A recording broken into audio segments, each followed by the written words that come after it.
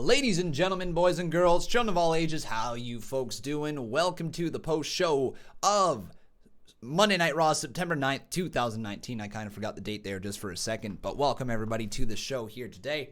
Monday Night Raw was very interesting. It was a good show overall. I don't have too many complaints with it, and as a result, this show is probably going to be a bit on the shorter side today. But overall, guys, this show it had almost everything that you could have wanted, except for maybe a true appearance from the Fiend of Bray Wyatt. But I've got a theory on why he didn't show up tonight, which we'll get into later on in the evening. But welcome everybody here to the show. My name's Conman167, and I'm glad that you could tune in today. But before we get any further, everybody, this is what we start off the show with. We started off with the Conman Certified Roll Call. So who do we got in here today? We got Chris Danger. We got Waleed Hijaz. How you doing, my friend? We got Sanish Etan. How you doing? We got Nathan Noble up in here. We got Christian Vega. It's great to see you. Thomas Noble's up in here. We got Tyler Crawford. Seth Vanderloo is in the house. Great to see you, my friend. Along with, who else do we have in here? We've got Chris Danger. Like I said, Brock Lesnar's in here as well. It's great to have you guys, and I hope we'll get some more people in here very shortly. But let's just start breaking this thing down. Monday Night Raw, September 9th, 2019. Like I said, I thought it was a good show, and my rating for the show, if I had to give one, I think it's an 8.5. That might be slightly high, but I thought that the show overall was very entertaining. Very entertaining. And there's very few things that went wrong with the show, to be 100% honest. And as a result, that is why the rating is up there at 8.5. I want to hear from you guys, though, in the live chat. Let me know what you thought of the show. What was your rating for the show overall as we start to break this thing down? So, ladies and gentlemen, we started off with the Texas Rattlesnake, Stone Cold Steve Austin, as he came on down to the ring. The glass shattered. Oh, hell yeah. What chance? Everything that Stone Cold Steve Austin brings to the table. He brought like this almost a breath of fresh air to the show.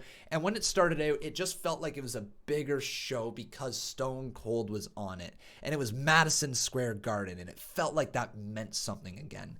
It was a really good way to start off the show and to present it as a bigger show than normal Monday Night Raws. That theme continued throughout the night.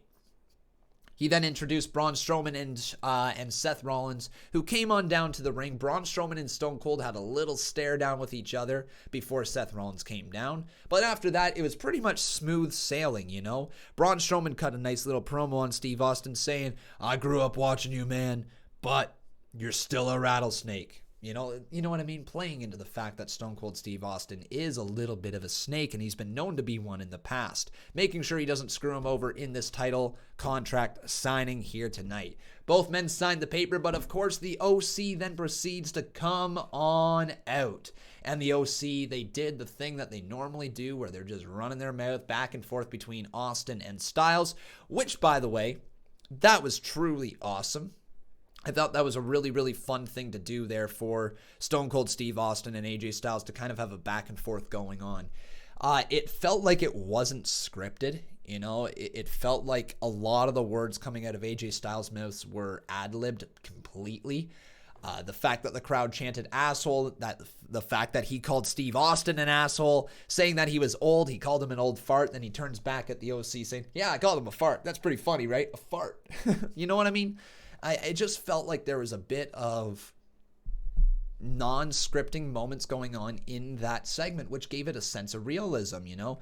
I highly enjoyed it, but it wasn't until the moment when this all broke down where Steve Austin sent Seth Rollins and Braun Strowman after the OC, and then, of course, Steve Austin stunning AJ Styles, which was awesome. There's very few in this wrestling world that do it better and understand a live audience better than Stone Cold Steve Austin. He continues to show that he's got it there in his back pocket, and he still understands the crowd big time.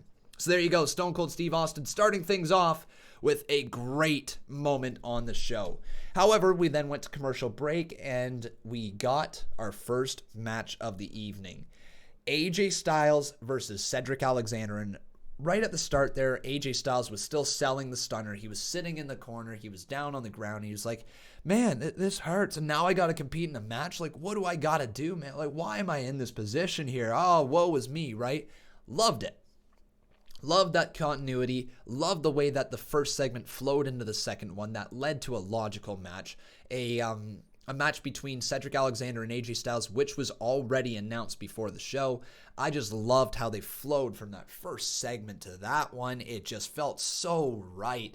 You know, as opposed to AJ Styles going to the back and coming out at a later time, which they still did later on in the evening. They put on this phenomenal matchup, and it ended pretty much the way that you expected it to end. At least the way that it should have ended. You know what I mean? Alexander winning via disqualification. So that keeps the heat on AJ Styles. It keeps the heat on the OC because the OC caused a purposeful disqualification. You know, they're bad guys. These bad guys, right? They're evil. And they cost Cedric Alexander the match against AJ Styles. You know, yes, he technically won, but he got beat up for his efforts there. It was very, very entertaining. However, it wasn't until the Viking Raiders came on down at the end there, making the save for Cedric Alexander, essentially forming the idea that the Viking Raiders are a babyface team, and that would be backed up later on in the night as well. We'll get to that later. But yes, the Viking experience on the OC, as the OC had a really rough night here tonight, and that was a fun little thing. We then got a backstage promo between Sasha and Bayley, cutting about a promo on the attack on Charlotte and Becky last week. They said that they are back together and you can take that to the bank. And if I'm Sasha Banks, I would really, really work on a new catchphrase. That felt so forced. It did not feel natural. And that's another thing. Okay, let me talk a little bit about Sasha Banks here. Because Sasha Banks' promo ability is far greater than what she's been delivering in the WWE and far greater than what she's been delivering over the last 3 years of in-rings. Like, you know, not even 3 years, but 2 years, let's say. I thought the switch to being heel would take away that robotic sounding, you know, where, and I am the best in the world and you can take that to the bank. It's like, what? It's not natural. It doesn't sound like she's naturally getting these words out. And you can take that to the bank. Come on, Sasha. We need a better phrase. I understand your last name is Banks. You know what I mean? I understand it. But do better. You got to do better at incorporating a catchphrase like that. That doesn't do anything for anyone. You know, let alone yourself. It is so robotic. It was so cringeworthy to watch that promo. And again, if you're going to be on screen for a promo, you want to captivate that audience as much as possible. You want to take the audience short attention span of the 30 seconds you're on screen and make it count. And Sasha Banks has been unable to do that since NXT. She has been unable to actually cut a strong promo that truly gets fans invested in what she's saying. And I don't know if this is just because maybe she's lost her edge since NXT. Maybe she's lost her drive. Maybe she's being over-scripted. I don't know. But I can literally hear the words being read off the page. I can literally see Sasha reading the page backstage and memorizing what it is she has to say and then going out to the ring and cutting it in the most robotic way. Monotone. No enthusiasm. Cheap catchphrases. You're a heel, Sasha Banks. You are an evil heel. How can you get people to hate you? By saying you can take that to the bank? No. We need better. We need more, Sasha. And I said this the last couple of weeks. We need more from her. Her in-ring work is phenomenal. But if you can't cut the promo, don't have the catchphrase. Because it's just so robotic, and her promo work has been atrocious ever since she's come back to the WWE. And, you know, or ever since she made her main roster debut. Her awesome promos down in NXT, I want to see her go back to that. And I don't know how she gets there, because it literally sounds like she's reading word for word off of a page. And not to be a Debbie Downer on the night, but man, when I saw the heel turn happen, I'm like, this is what unlocks that next level for Sasha Banks. And honestly, ever since she has turned heel, especially since she's returned,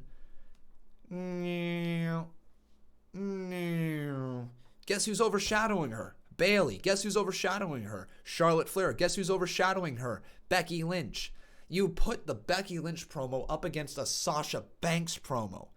And it's night and day right now. It is atrocious how rough her promos are right now. And I understand it's a live crowd, and I understand you can't redo things, and maybe that's the way that you've got to speak in order to get your words out and your words across the table.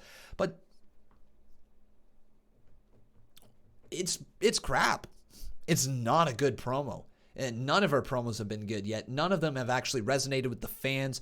None of them are actually connecting in any way, shape, or form. So we need more. We need so much more from Sasha Banks.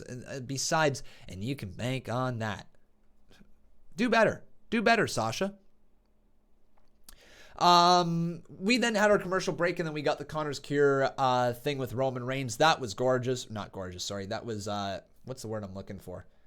That was just good. That was just very good to see. It's good when WWE does things like that. Connor's Cure obviously is a big charity promotion that the WWE helps out with. So yeah, great segment right there. Took us away from the action for a minute, but you know, when moments happen like that, moments where kids are going to be left on the stage with Roman Reigns, an idol, somebody who they can truly look up to, going through the toughest fight of their lives. You can put a little smile on their face, and being in front of all of those people, that's one thing they're never going to forget. So very cool moment there for all those kids. I quite enjoyed that segment for what it was. All right.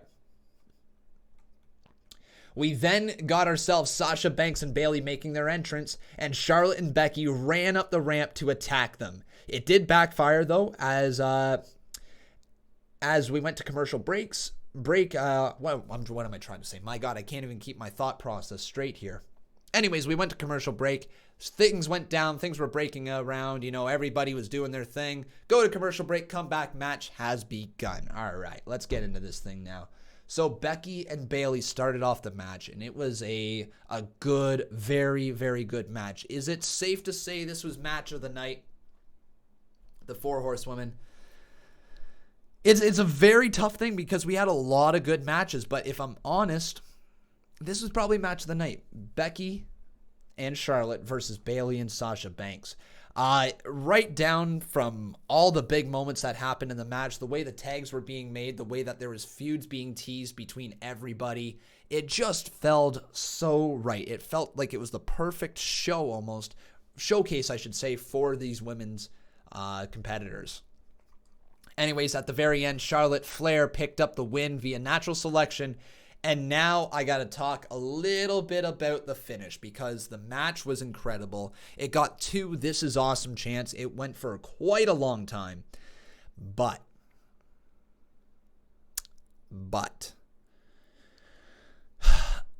Bayley has just turned heel.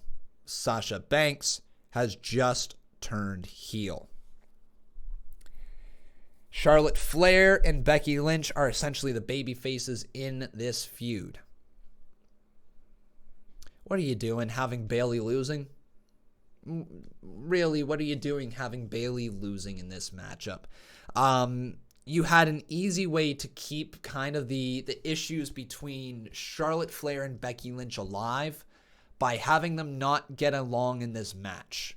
And having that cost them. You're talking about former tag team champions going up against a team who does not get along. Really?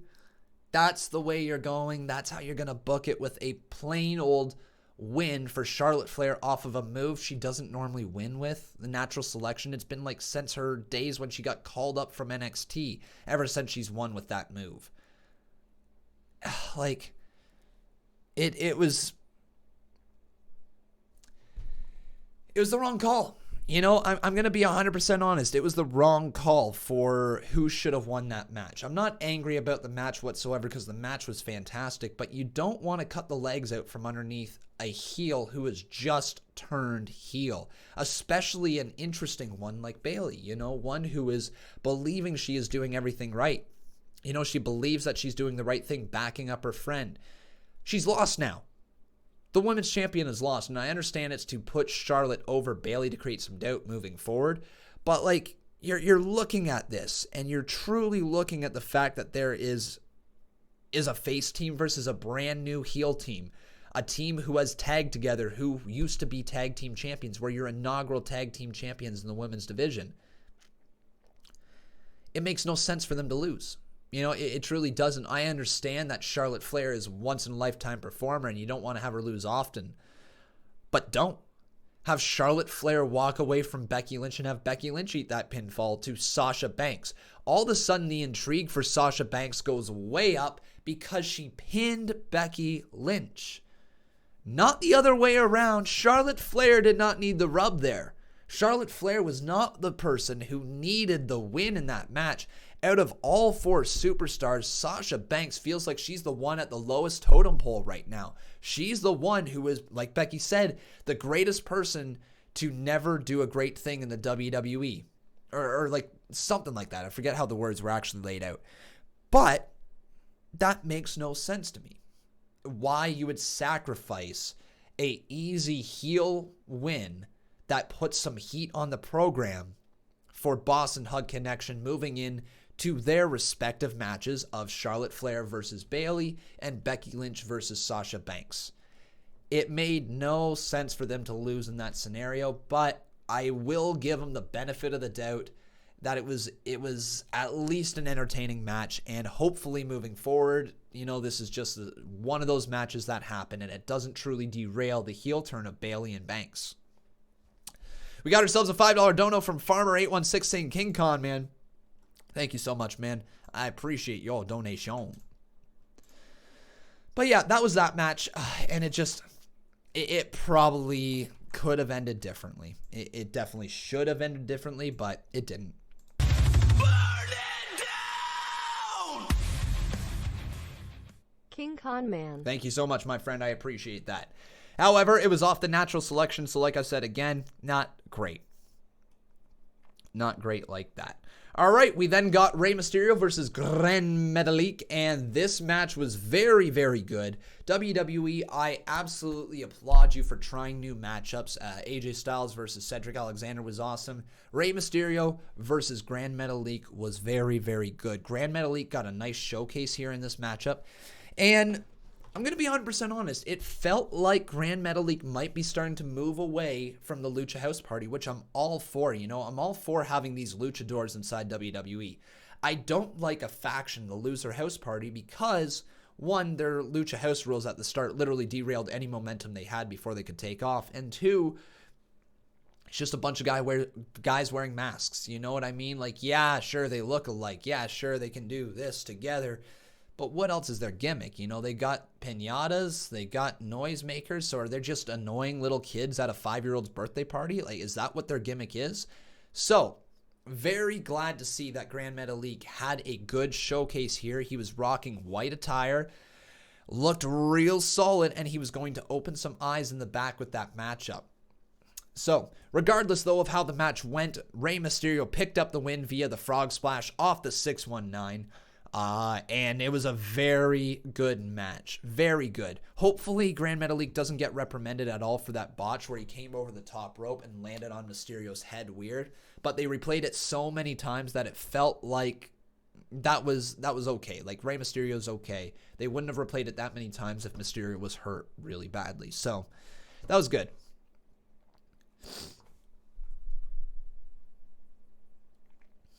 All right.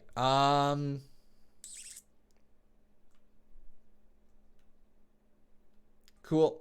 I'm just looking right now what else happened on the show. We then got announced that it was going to be the OC, Ziggler and Rude versus the Viking Raiders, Cedric Alexander and Strowman and Rollins. So that was a match that was announced during this time. And then we got the Street Profits little thing right there. And oh my God, Angelo Dawkins was blazed out of his mind. Like, I don't know if I'm just speculating here, but Dawkins, buddy, you were just blazing before that promo, weren't you? His eyes were glossed over. I mean, Dawkins was out of it. He tried to hit on Sasha Banks, but I think that was just the Mary Jean talking away, if you know what I mean. But yeah, remember guys, if you would like to call in live to the show, though, all you got to do is join our Discord server, which is available down in the description below. Thank you guys so much if you happen to come in and call to the show live. But then we got the King of the Ring semifinals match, the triple threat, which I still don't understand why it was triple threat. But anyways, it was a good match. Do not get me wrong. Very, very entertaining match. D-Man, $2 dono right here. He says, I miss Raw. What was most interesting? Most interesting was absolutely Stone Cold Steve Austin. Without a doubt in my mind, Stone Cold made the show the most interesting part. Everything was very, very entertaining. Matches were really good, but there was no real right home moment of the show other than Stone Cold Steve Austin kind of appearing, the beer drinking at the end of the show, and the stunner to AJ Styles at the start. I would say that's probably the best part of the show. It was very good though. Overall, very entertaining show. But thank you very much, D-Man. I do appreciate your $2 donation. We're going to roll that right now and continue on. But yeah, this match between Samoa Joe, Baron Corbin, and Ricochet was very, very good. There wasn't really too much to complain about with the match. I thought the match went exactly how it should. I thought that Baron Corbin picking up the win at the end off of Ricochet's 630 senton was a great heel maneuver. Not only was Corbin out of the match for a while, but he rose just at the very end to toss Ricochet out of the ring into the barricade, over top of the barricade, slides back in 1, 2, 3. So it really sold the power of the 630 senton, but it didn't really bury Ricochet whatsoever. It kept him looking strong. He's eliminated from the tournament, and Baron Corbin has advanced to the finals of the King of the Ring, where we can only safely assume that he is going to be facing Chad Gable. It looks like that's the way it's going to go, because why would you have a heel versus heel matchup? That just doesn't make any sense. And I think Corbin's going to end up winning the King of the Ring tournament. Very, very good triple threat. We then got, I want to say, the worst moment of the night. Not to be rude to the competitors whatsoever, but I just think that this was probably the worst match and the worst segment of the night. Lacey Evans versus Natalya. It was, again, a display of 50-50 booking.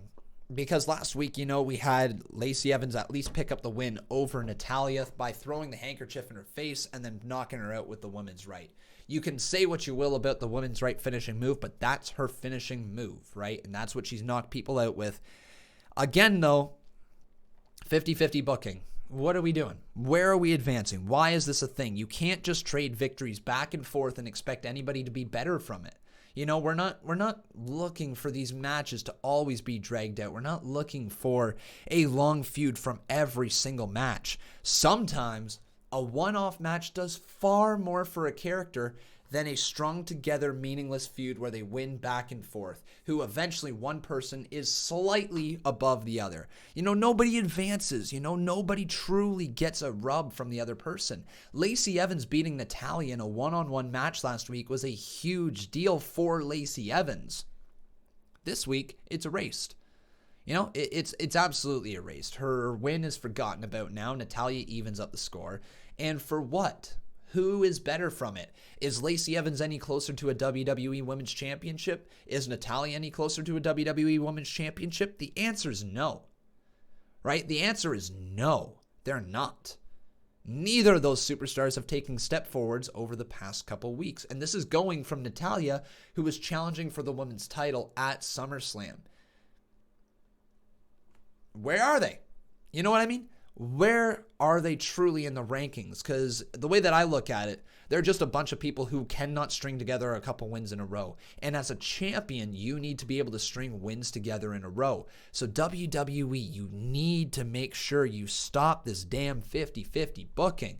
It does not help anybody. Leave Natalya off screen for 2-3 weeks, you know what I mean, after she loses, and come back and she's fresh again. People forgot about the last loss, but Lacey Evans can stay hot. You know what I mean? Like, this goes for any superstar that they are trying to push. Give them the win over somebody who doesn't have a story going on right now. Tell them to go home for a couple of days, spend some time with your family, rest up until we've got a storyline for you. Move them back in for a storyline. Have them beating some undercard wrestlers. Give those undercards a break. Then bring them back in a bigger way and constantly filter in who you want to be at the top, not overexposing your talent to the point when they're in a matchup, it doesn't matter. You know, it literally doesn't matter if Lacey Evans or Natalya was put in a number one contendership match tomorrow because nobody believes that they could win the championship. They are nowhere near closer to that championship because WWE feels the need to constantly 50-50 book. That's all I got to really say about that. It just kind of sucked in that sense. Natalya picked up the win via submission, so of course Lacey Evans tapping out literally undoes everything that they tried to build up. Completely.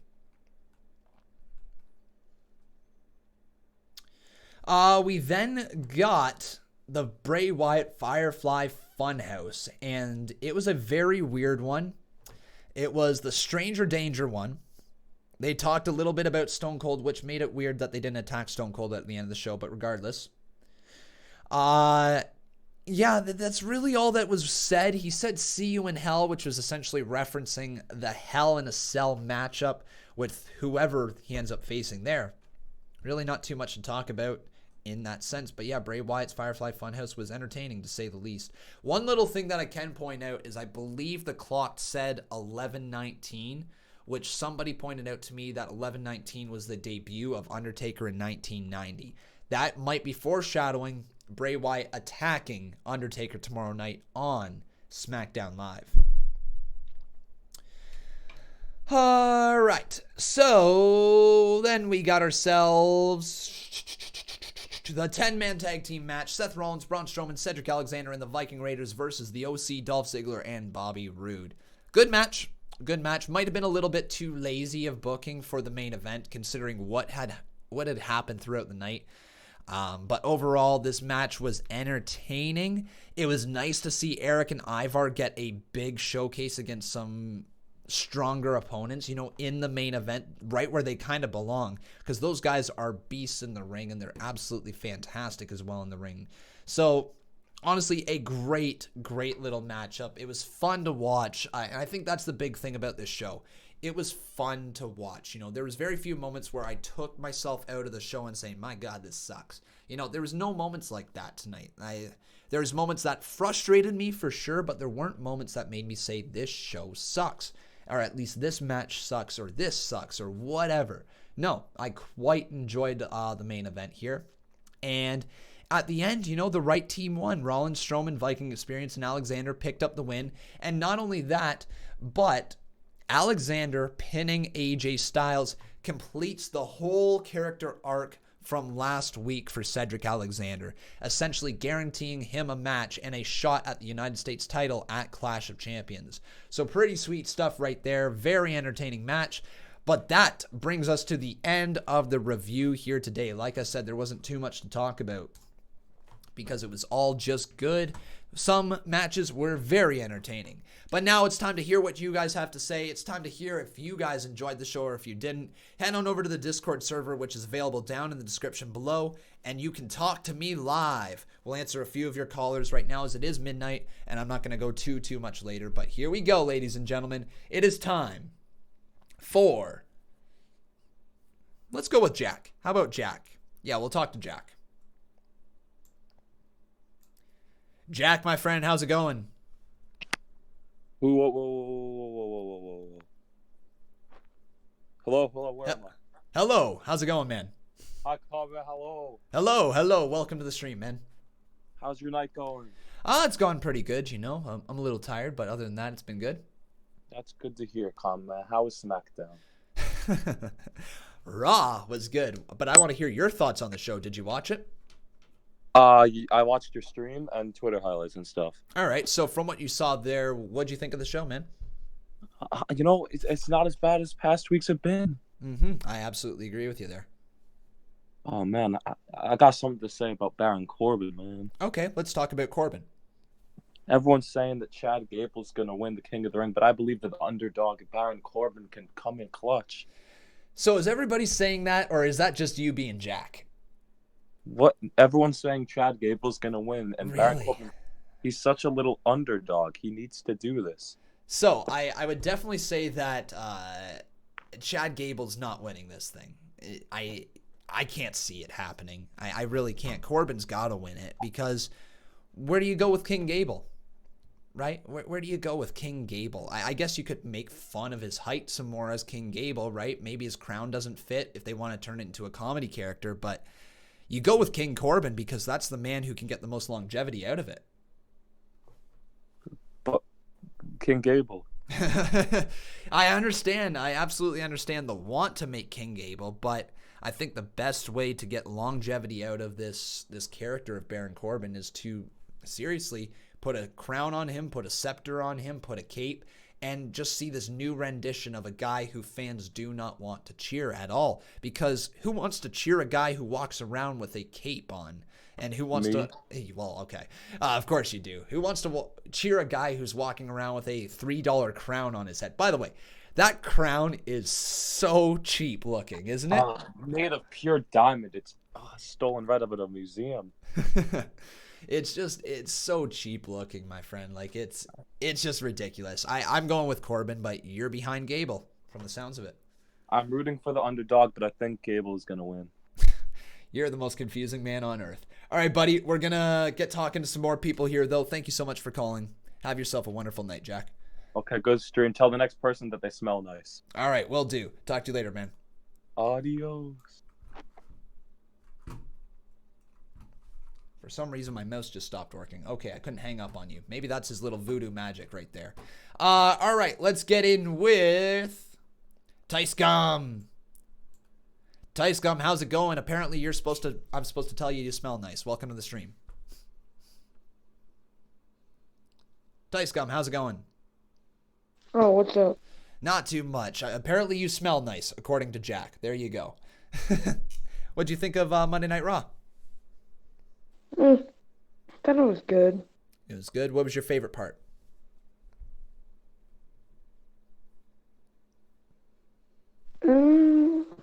Stone Cold Steve Austin. Yeah, what'd you like about Stone Cold? Just seeing him once again? Yeah, Stunner. The Stunner, eh? What about the match between Cedric Alexander and AJ Styles? That match that kind of opened up the night. What'd you think of that? It was decent. Are you a fan of Cedric Alexander? Yeah. Yeah. So if you're looking at Cedric Alexander, do you think he captures the United States title from AJ Styles this Sunday? No, I think AJ Styles will keep it.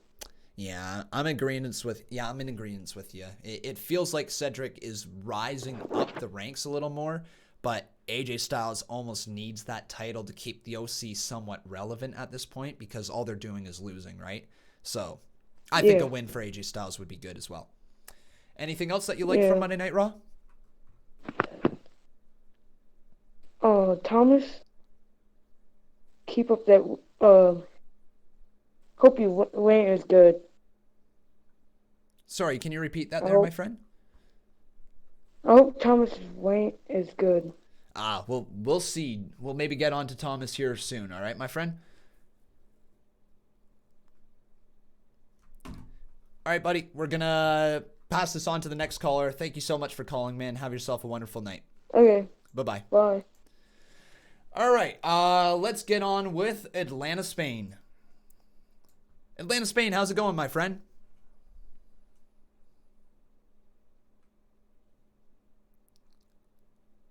Atlanta, Spain, you there, buddy?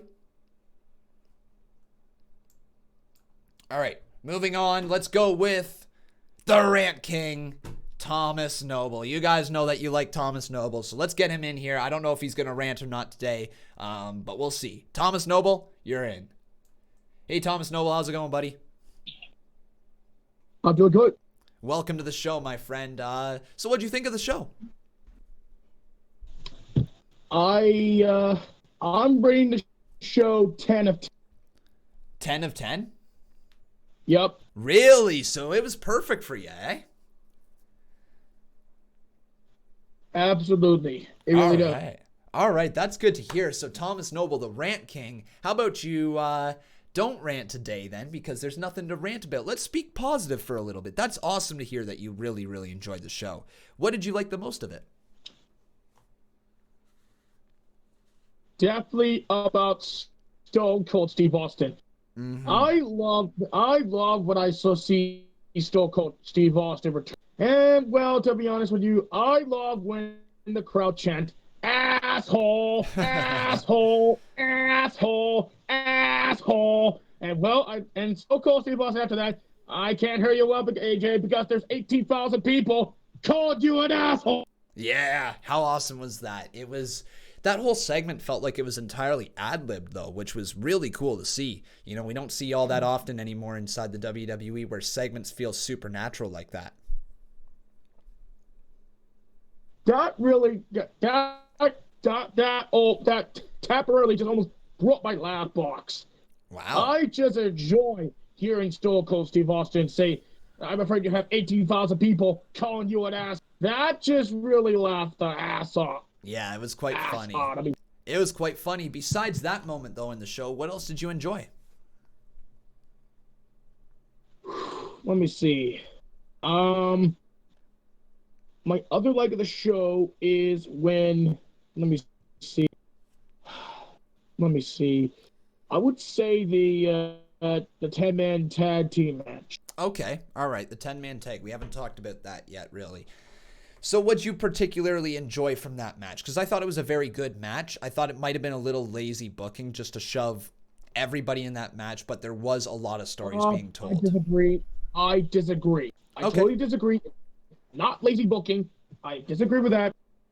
It is like a good booking because, look, you need to have the Viking Raiders into a main event picture. Well, they want to get the OC, in which they did get the OC. Cedric Alexander wants AJ Styles because the OC attacked him to a disqualification. And well, guess what? Cedric Alexander, AJ Styles. And then now Braun Strowman and AJ Styles. Not AJ Styles. Braun Strowman and Seth Rollins as partners. And well, I was worried that at the end with the Stone Cold Beer Bash, I was worried there we might see Seth and Braun turn on each other at the end of the show. Well, yeah. Yeah, I understand what you're saying there, and like I totally didn't mean for it to say like it's lazy booking in the sense why the match happened. Okay, like the reason why the match happened was fine for me.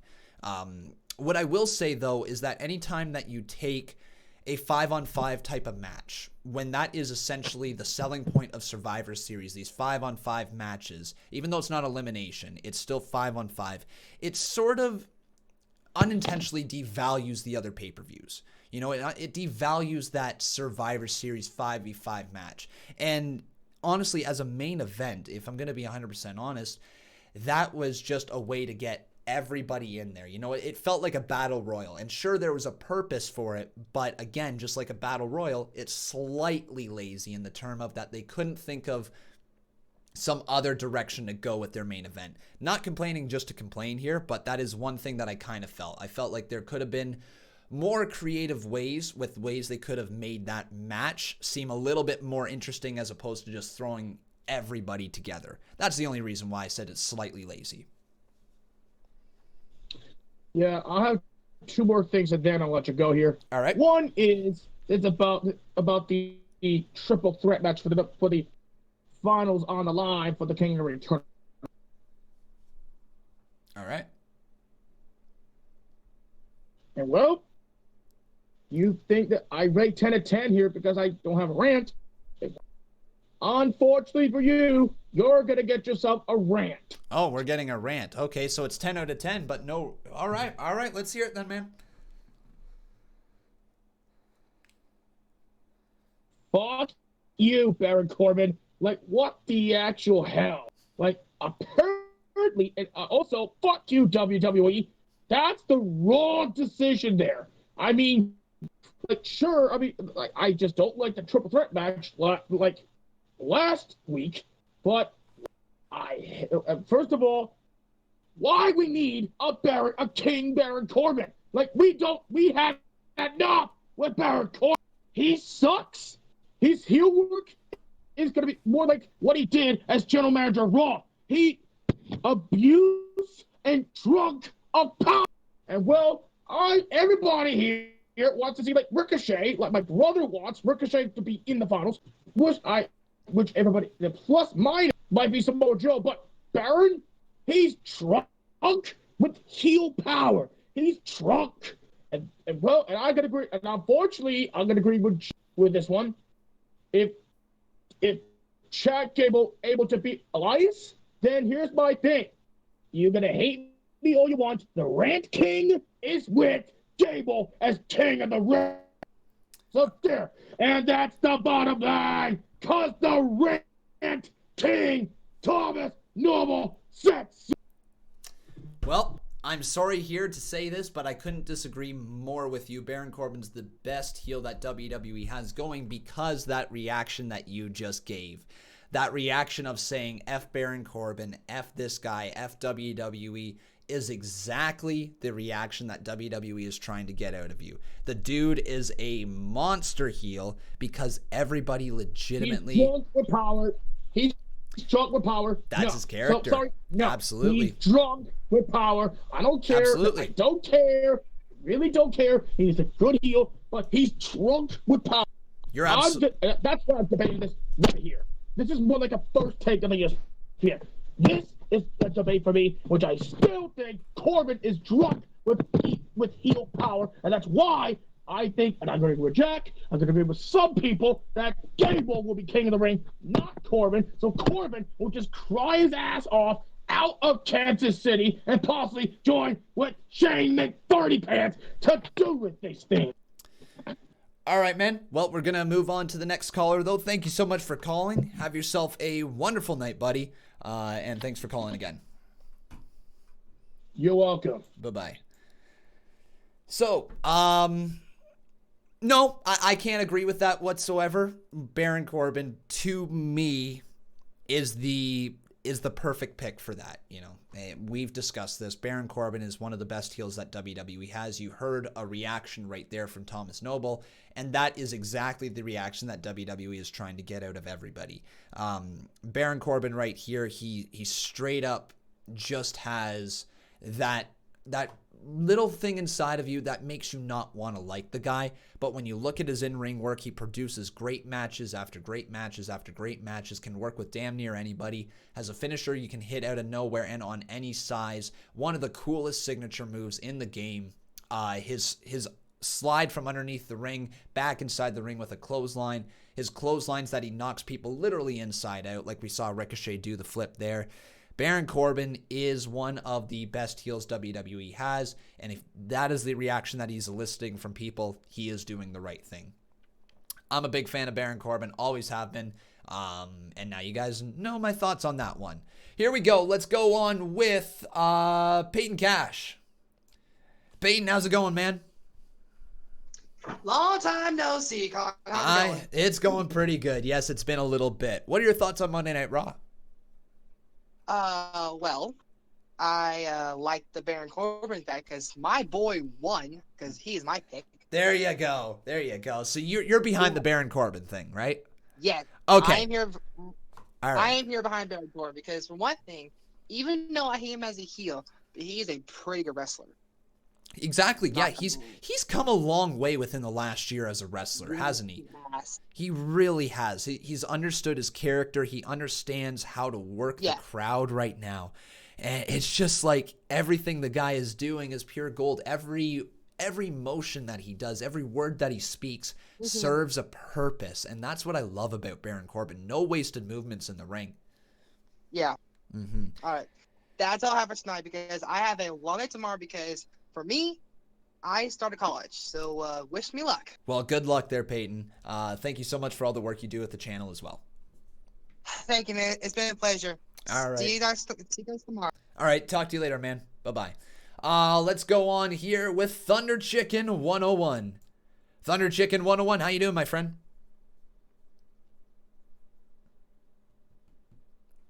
Thunder Chicken, you there, man? Okay, he's done right there. Let's go with Conlon 61. Conlon 61, how you doing, my friend?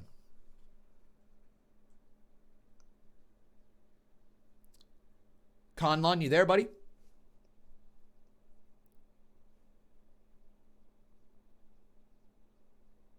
If you want to unmute yourself, just hit that mute button that you see in the bottom left-hand corner of Discord. Press it once and press it again. It should unmute you.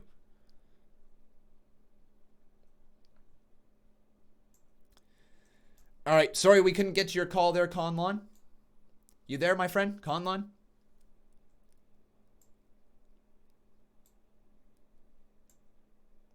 Okay, unfortunate, man, that we couldn't get to you here tonight. However, ladies and gentlemen, that is going to bring us to the end of the show here today. I'm sorry if I didn't get to all of your live calls, but that is what it is today. Oh, man, Monday Night Raw was very fun, wasn't it? I had a great time watching it. If you guys did, make sure you leave a like on this video. Also, making sure you are subscribed to the channel. We'll be back tomorrow with the What Did You Think series. Remember to comment in that poll. I'm going to be posting that right here on the channel as soon as we are done going live. So make sure you comment on that video. And then tomorrow we'll be getting the What Did You Think video up to you guys fairly early in the day. But that's it for me today, guys. Thank you so very much for watching. I've been Con, and that was Monday Night Raw, September 9th, 2019.